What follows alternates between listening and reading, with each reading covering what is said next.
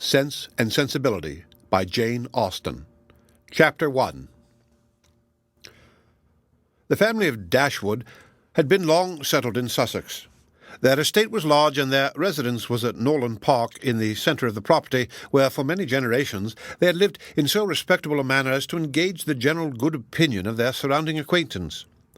The late owner of this estate was a single man, who lived to a very advanced age, and who for many years of his life had a constant companion and housekeeper in his sister.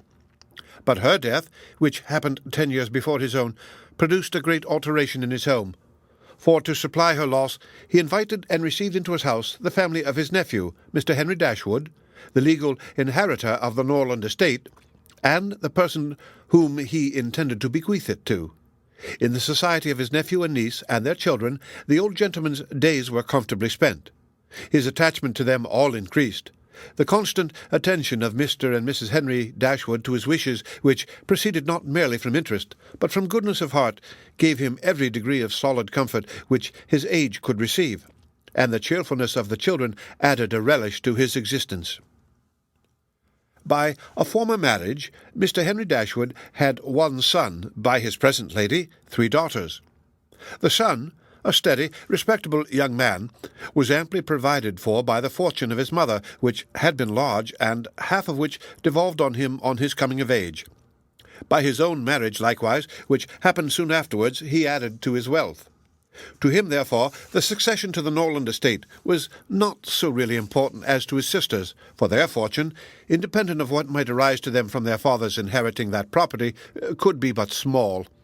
Their mother had nothing, and their father only £7,000 in his own disposal, for the remaining moiety of his first wife's fortune was also secured to her child, and he had only a life interest in it. The old gentleman died. His will was read, and like almost every other will, gave as much disappointment as pleasure. He was neither so unjust nor so ungrateful as to leave his estate from his nephew, but he left it to him on such terms as destroyed half the value of the bequest.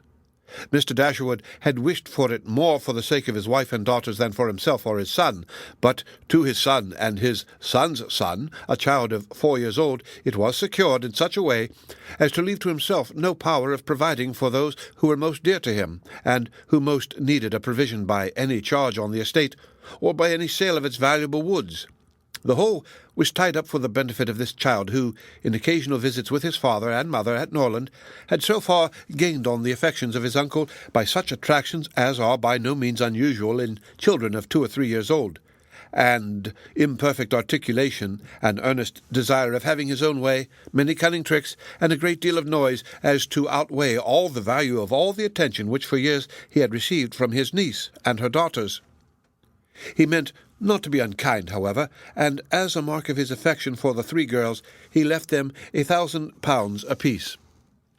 Mr. Dashwood's disappointment was at first severe, but his temper was cheerful and sanguine, and he might reasonably hope to live many years, and by living economically, lay by a considerable sum from the produce of an estate already large and capable of almost immediate improvement. But the fortune which had been so tardy in coming was his only one 12-month. He survived his uncle no longer, and £10,000, including the late legacies, was all that remained for his widow and daughters. His son was sent for, as soon as his danger was known, and to him Mr. Dashwood recommended, with all the strength and urgency which illness could command, the interest of his mother-in-law and sisters. Mr. John Dashwood had not the strong feelings of the rest of the family, but he was affected by a recommendation of such a nature at such a time, and he promised to do everything in his power to make them comfortable. His father was rendered easy by such an assurance, and Mr. John Dashwood had then leisure to consider how much there might prudently be in his power to do for them.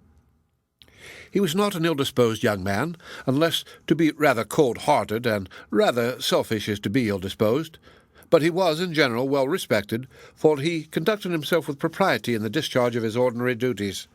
Had he married a more amiable woman, he might have been made still more respectable than he was. He might even have been made amiable himself, for he was very young when he married, and very fond of his wife. But Mrs. John Dashwood was a strong caricature of himself, more narrow-minded and selfish. When he gave his promise to his father, he meditated within himself to increase the fortunes of his sisters by the present of £1,000 apiece. He then really thought himself equal to it. The prospect of £4,000 a year, in addition to his present income, beside the remaining half of his own mother's fortune, warmed his heart and made him feel capable of generosity. Yes, he would give them £3,000. It would be liberal and handsome. It would be enough to make them completely easy. £3,000. He could spare so considerable a sum with little inconvenience. He thought of it all day long, and for many days successively, and he did not repent. No sooner was his father's funeral over than Mrs. John Dashwood, without sending any notice of her intention to her mother-in-law, arrived with her child and their attendants. No one could dispute her right to come. The house was her husband's from the moment of his father's decease, but the indelicacy of her conduct was so much the greater, and to a woman in Mrs. Dashwood's situation, with only common feelings, must have been highly unpleasing. But in her mind there was a sense of honour so keen, a generosity so romantic, that any offence of the kind by whomsoever given or received was to her a source of immovable disgust. Mrs. John Dashwood had never been a favourite with any of her husband's family, but she had had no opportunity till the present of shewing them with how little attention to the comfort of other people she could act when occasion required it. So acutely did Mrs. Dashwood feel this ungracious behaviour, and so earnestly did she despise her daughter-in-law for it, that on the arrival of the latter she would have quitted the house for ever, had not the entreaty of her eldest girl induced her first to reflect on the propriety of going, and her own tender love for all her 3 children determined her afterwards to stay, and, for their sakes, avoid a breach with their brother. Elinor, this eldest daughter, whose advice was so effectual, possessed a strength of understanding and coolness of judgment which qualified her, though only 19, to be the counsellor of her mother, and enabled her frequently to counteract, to the advantage of them all, that eagerness of mind in Mrs. Dashwood which must generally have led to imprudence. She had an excellent heart. Her disposition was affectionate, and her feelings were strong, but she knew how to govern them. It was a knowledge which her mother had yet to learn, and which one of her sisters had resolved never to be taught. Marianne's abilities were in many respects quite equal to Elinor's. She was sensible and clever, but eager in everything. Her sorrows, her joys, could have no moderation. She was generous, amiable, interesting. She was everything but prudent. The resemblance between her and her mother was strikingly great. Elinor saw with concern the excess of her sister's sensibility, but by Mrs. Dashwood it was valued and cherished. They encouraged each other now in the violence of their affliction. The agony of grief which overpowered them at first was voluntarily renewed, was sought for, was created again and again. They gave themselves up wholly to their sorrow, seeking increase of wretchedness in every reflection that could afford it, and resolved against ever admitting consolation in future.